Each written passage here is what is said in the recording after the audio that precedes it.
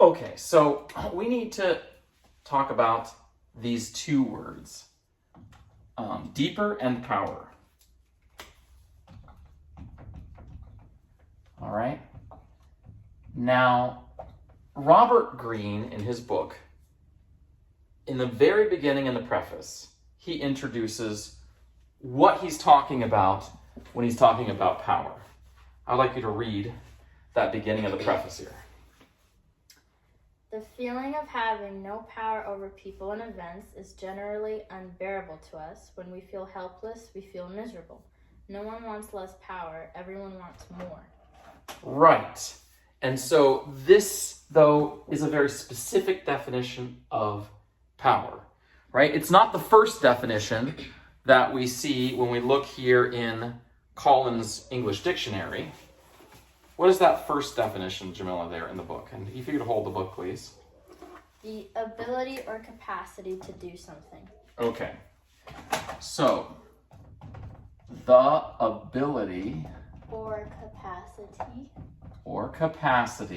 to do something. To do something, yes. Good. Now I, interestingly, accidentally took what looks like maybe an eraser pen or something. I don't know. It didn't have the capacity to do anything. So I don't know if it's out of ink or what. It looks like it's a Marcador. That's eraser. That in Spanish actually means a marker. It doesn't mean eraser. That's a different word in Spanish. It means borrador. Oh, they're similar, so I got them confused. Right. So, right, what Robert Greene is talking about is not just the general ability or power to do something, like whether I have the power to write on the board. With this blue marker I do, with this black marker for some reason I don't. He's talking about power over other people, right? Which is really down in definition number 6. Can you read me definition number 6? A person who exercises control, influence, or authority. A person who exercises control, influence, or authority. All right. Now, these two definitions of power are listed separately in the dictionary, but we can ask ourselves if they're entirely unrelated. Do you let me teach you just because I trick you, pretending that I know more than you? Or why do you let me teach you? To gain knowledge. Yeah, why do you think you can gain knowledge from me? Because you want to give it to me, you want to teach me. Do I have more knowledge? Yeah. You sure about that? Yeah. Why are you sure that I have more knowledge? You have more life experiences and you've had more academic history. Okay, great. So I have the ability or capacity to do something. Now, we could look at that as my reputation in one of the laws of power. Guard your reputation is one of the laws of power in the second group of 4 that I would call the Taurus laws of power. Is that law number 4? No, law number 4 is the end of the Aries laws of power, or the ravenous wolf laws. Law number 7? Let's not get into the exact detail at this exact moment. Okay. About reputation. It's not law number 7. It's law number 5. Guard your reputation. That was my second year. But we will talk about my ability to remember the numbers and how I use astrology as a mnemonic later, because I have the ability to remember the numbers. And do you believe that I can give you the ability to memorize all of the 48 laws of power and order? Yeah. Oh, yes, because I'm able to do it, right? Yeah. And so yes, so I'm able to give you that ability.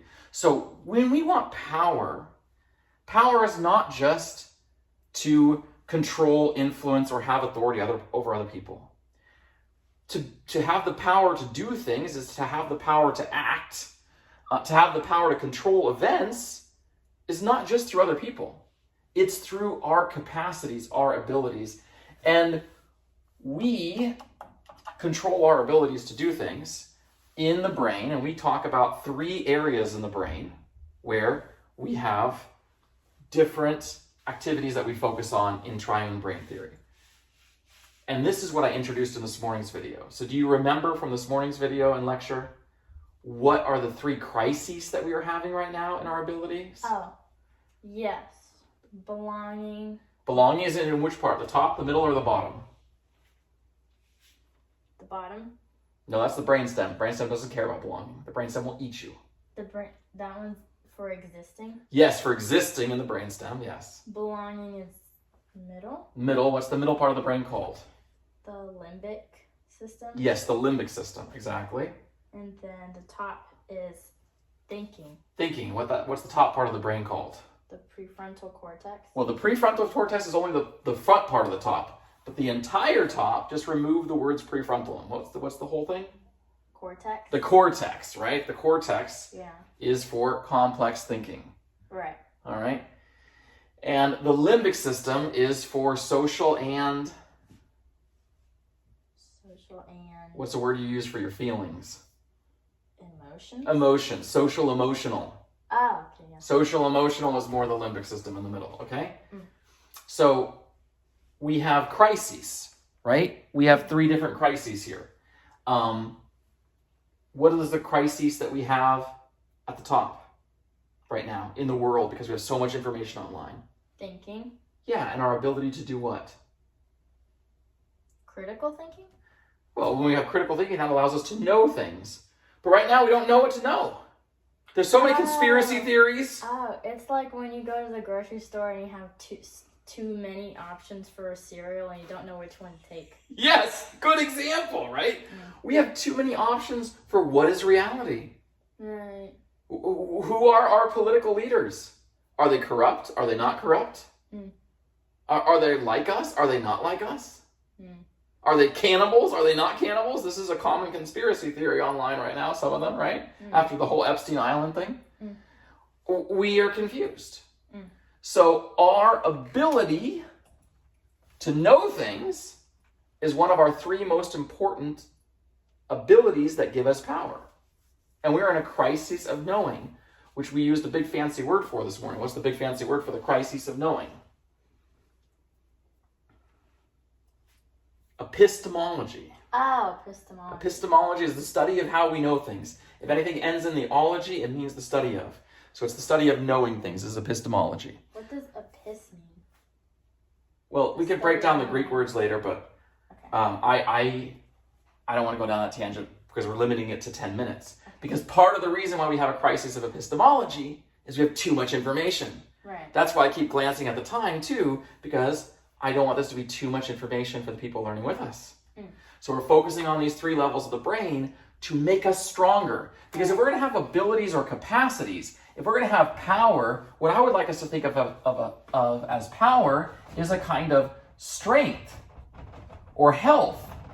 Okay? And so we need strength and health to have power in our ability to know things. We need strength and health in our ability to have relationships and connect with other people and belong with other people. If we're going to have good influence with other people, we need to not have a social emotional crisis of our ability to trust other people and work with other people. If we only use aggressive competitive laws of power, it's going to contribute to the crisis of belonging, the crisis of connection. And people are just not going to trust each other. No. Right? And we also have the crisis of even wanting to exist or caring whether other people exist, because we're so overwhelmed that in the brainstem, when the brainstem doesn't know what to do, it goes into stress mode and it goes into the 3 Fs. The 3 Fs are, let me see if you know some of them. One of them is fight. Flight. Flight. Or? Flee. Nope. Fear. Flight is free, is fleeing. Well, the phrase Freeze. fight or flight. Oh, or freeze. People fight, they go into fight or they flight or they go into freeze, like a deer in the headlights. Yeah. And so a lot of people just get overwhelmed by the videos on their screen, by life, and they don't do anything. So if we actually want to go into the deeper laws of power, we have to go into our brain and we have to figure out how to make ourselves strong and healthy so that we can be powerful. Does that make sense? Yes. Okay, thank you. You're welcome.